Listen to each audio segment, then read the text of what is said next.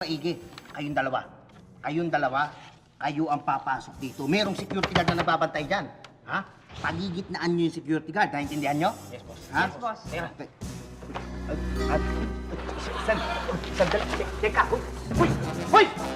Oh, hindi pa ako tapos eh, hindi pa ako tapos. Tuloy mo na yan. Hindi pa ako tapos magpaliwanag, tumakbo Ayos lang yun, boss. Tuloy mo na lang yan. Anyway, ito, pagpasok natin dito, ang mangyayari niyan, mauna ka.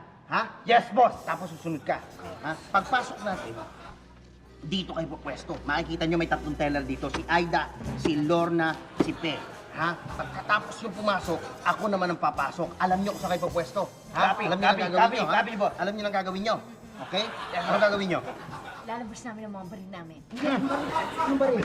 Teka, anong baril? Anong baril? Bakit may baril? Ha? Boss! Hindi kayo maglalabas ng baril. Pupunta kayo dito sa area na to. Kukuha kayo ng withdrawal slip. Ha? Tapos, Sandali! lalabas natin baril namin. Hindi, walang baril. Withdrawal slip eh.